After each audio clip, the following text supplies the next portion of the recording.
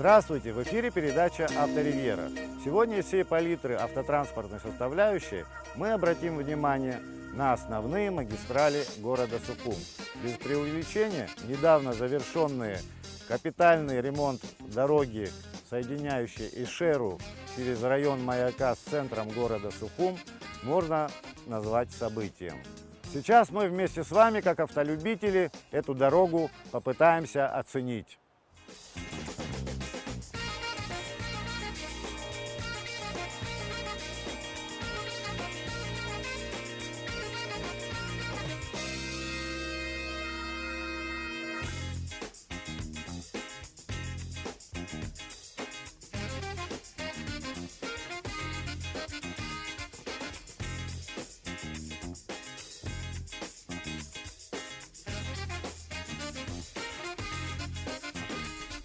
Полюбовались пейзажами Нижней Ишеры, а теперь о дороге.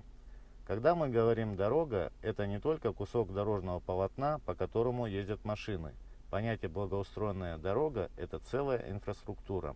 Дорожная разметка, дорожные знаки и светофоры, освещение, тротуары для пешеходов. С тротуарами посложнее. Чаще всего средств именно на них и не хватает. Мы все бываем в качестве пешеходов и прекрасно понимаем, насколько важны тротуары. Дорога довольно-таки протяженная, это около 10 километров. Начиная от Ишеры через район Маяка, улицу Адлиба, Имама Шамиля и до самой улицы Лакоба.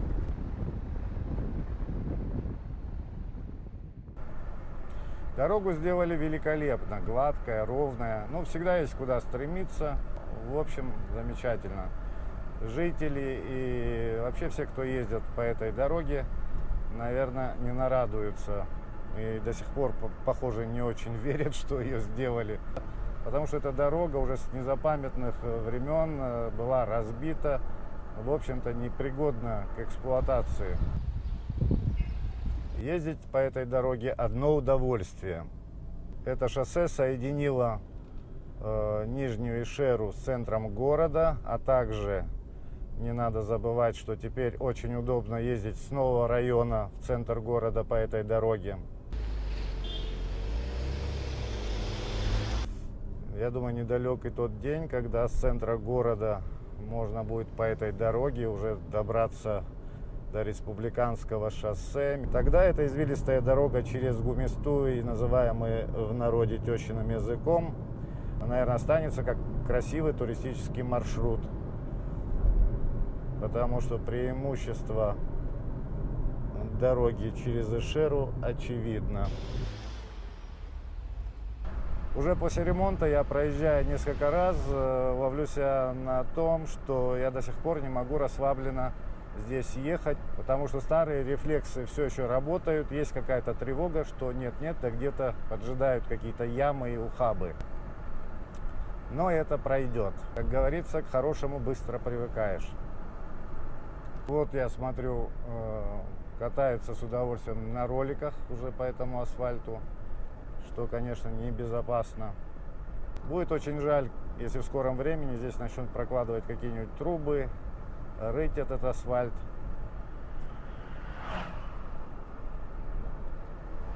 Единственное, что здесь заметно, вот ряд канализационных колодцев и ливневых стоков.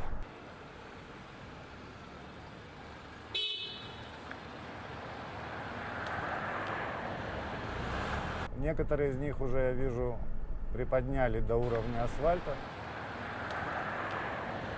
Вот подряд 3 углубления для ливневых стоков. Если их не приподнять до уровня дороги, то здесь можно, пожалуй, оставить пол машины, даже при скорости 50-60 км в час.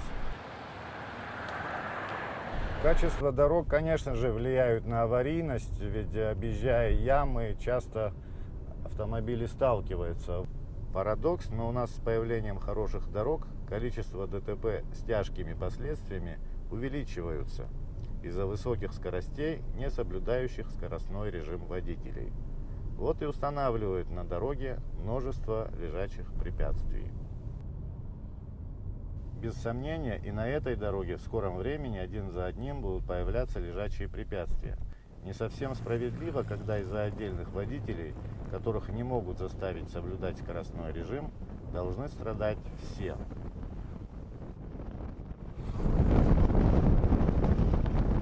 А вот мост через эту речку отремонтирован по инициативе руководства Сухумского пивзавода за счет средств этой компании. Мост, как и следует, оборудовали перилами, отбойниками, пешеходными дорожками. Теперь здесь рыбакам очень комфортно рыбачить.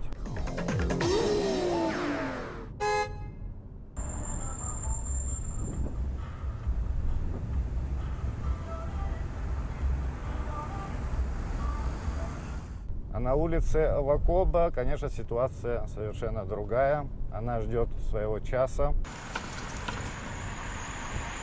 Здесь езда напоминает слалом на автомобилях, хотя ширина этого дорожного полотна около 4 рядов движения, но четко по ряду ездить здесь никому не удается, потому что приходится лавировать между теми или иными ямами.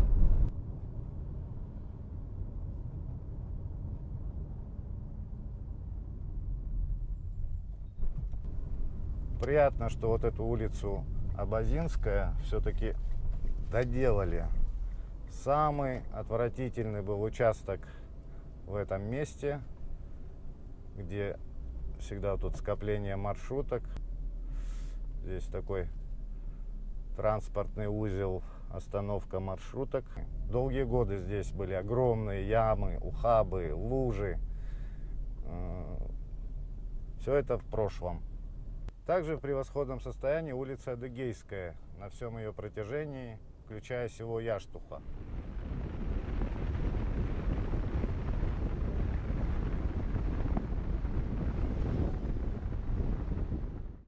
Конечно, каждому водителю хочется, чтобы все дороги были в идеальном состоянии, но все и сразу сделать невозможно. Абхазия — это не Арабские Эмираты.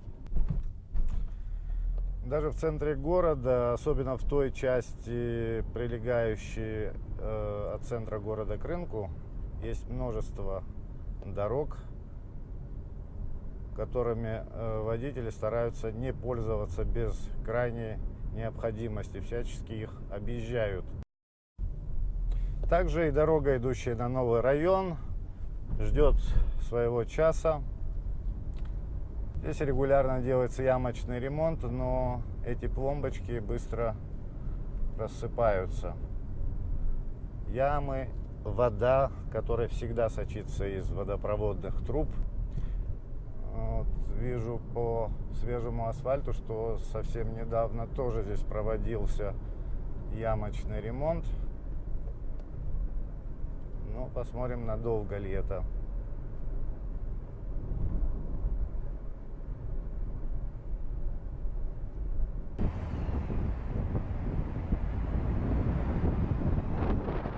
Под этим железнодорожным мостом 2 ямы. Одну из них частично заделали. Хотелось бы знать, сколько времени должно пройти после образования таких критических ям до их ремонта.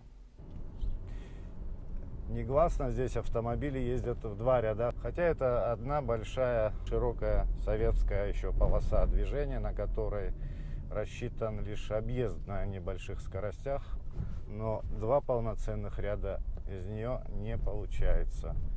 Здесь вот часто едут 2 ряда, но даже когда ты едешь один, не угодить в одну из этих ям очень непросто. Это удается не каждому.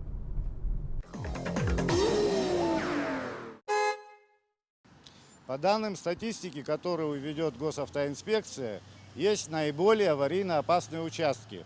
Пересечение улиц Гулия и Абазинская – одна из таких. Здесь очень часто происходят дорожно-транспортные происшествия. О частых дорожно-транспортных происшествиях на этом перекрестке нам расскажет администратор ресторана «Олимп» Алла Кучеберия, которая является очевидцем практически всех этих происшествий. Я около 8 лет работаю здесь. И вот на протяжении всего этого времени неоднократно мы являемся очевидцами всевозможных аварийных ситуаций. Ну, начиная с того, что большой сложности и маленькой. Все время сталкиваются машины, автобусы, просто какие-то грузовые, плюс легковые. То есть постоянно происходят какие-то ситуации, тормозят. Знак, который здесь у нас, он около 2-3 месяцев не валялся. Просто на полу происходили аварии из-за того, что многие люди, допустим, приезжие, да, в основном летом это бывает, они наши дороги не знают, знаки наши не знают, видя сзади на следующей улице один знак, они по этому знаку ориентируются и едут. Кварталом выше, Да. там знак главная дорога. Да. А здесь другой знак. Они, не видя другого знака, потому что он валялся долгое время, они ехали, и из-за этого у них возникала здесь аварийная ситуация. Кстати, его и сейчас не видно, потому что его прикрывают Прикрывает листва. дерево, да, вот однажды даже была ситуация после аварии, когда вот мы здесь все возмущались, и неоднократно это происходит. Они захотели срубить это дерево. Ну, срубить дерево, мне кажется, вообще, честно говоря, не решит этой проблемы. Да? Веточку подрезать Да, можно. веточку они подрезали. То же самое здесь. На этом углу постоянно происходят какие-то аварии. Постоянно мы вызываем скорую помощь, постоянно вызываем милицию. Они приезжают, разбираются, фотографируются, движение останавливается, но ни лежачего, ни вот нормального знака, ничего до сих пор не было сделано. Ну, мы предлагали, неоднократно обращались. Я как бы не житель этой улицы, ну, сотрудник заведения, который работает здесь, да, но я знаю, что жители обращались с письмом в соответствующие органы, и никаких действий не последовало. Ну, вероятнее всего, может, как бы нельзя ложить здесь этот лежачий полицейский, но все равно предпринять какие-то меры я считаю нужным. Потому что постоянно видеть аварии, это очень сложно, и люди постоянно бьются и попадают в больницу. Это уже не просто легковые, это автобусы. Вот у нас был случай здесь, очень запомнился мне, водитель желтого автобуса, который ехал на новый район, он для того, чтобы не столкнуться, вот у нас здесь столб центральный стоит, чтобы уйти от столкновения со столбом, он заехал вот в сторону нашего ресторана для того, чтобы спасти людей. Потому что если бы он ударился бы в столб, там была бы гибель точно людей. Я когда вот мы зашли туда, ну как бы оказать первичную помощь, люди стали говорить о том, что он нас просто спас, водитель. Ну как бы мы всегда сразу виним водителя, да, в чем-то, а тут оказалось наоборот, что он спас людей, они очень его хвалили и так далее. Ну, То вот есть такие он вот на ситуации. автобусе людей завез прямо в ресторан. Практически к нам в ресторан, да. Практически к нам в ресторан, и вот многих мы откачивали. Слава богу, тогда не было никаких жертв, но вы знаете, стресс, страх и так далее, это все остается.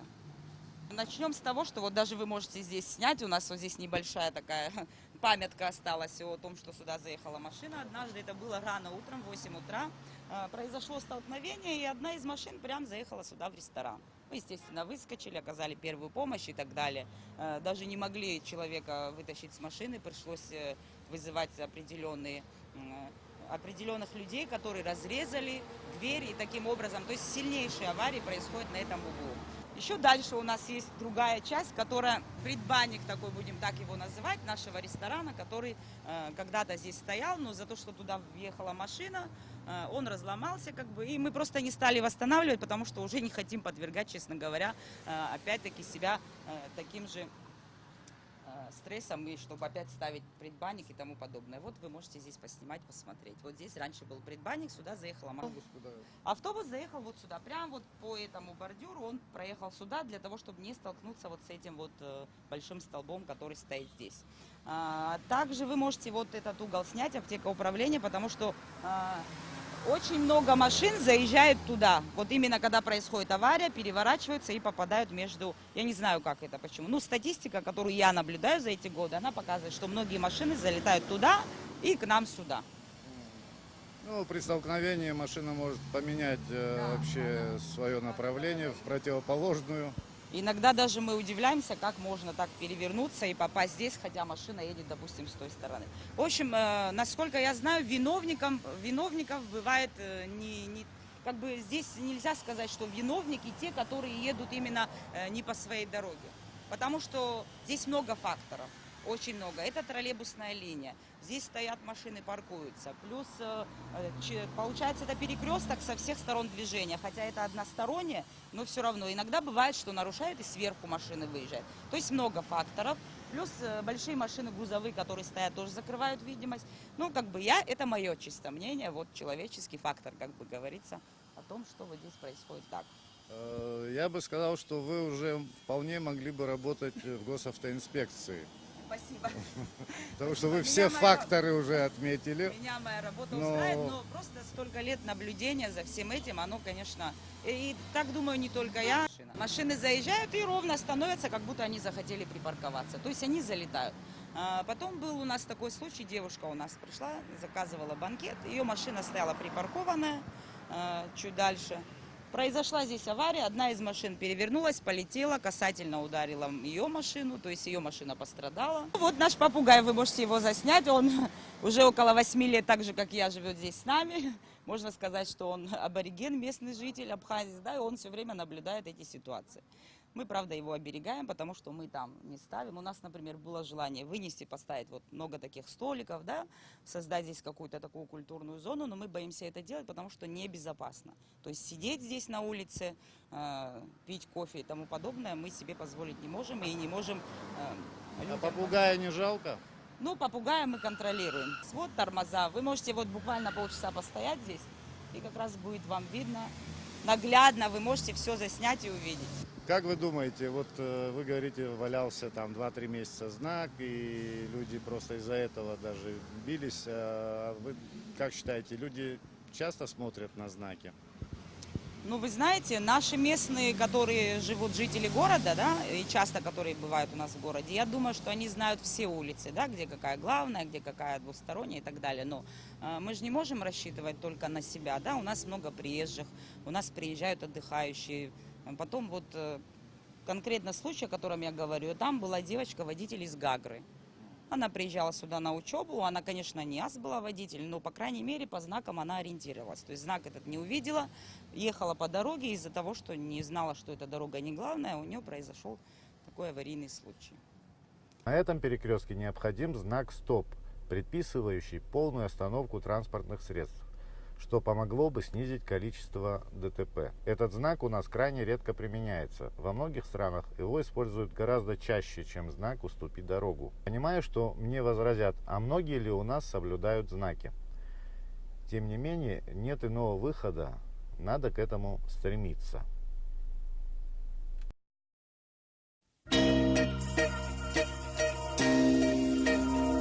Наша передача подошла к концу. Авторивьера желает всем счастливого пути.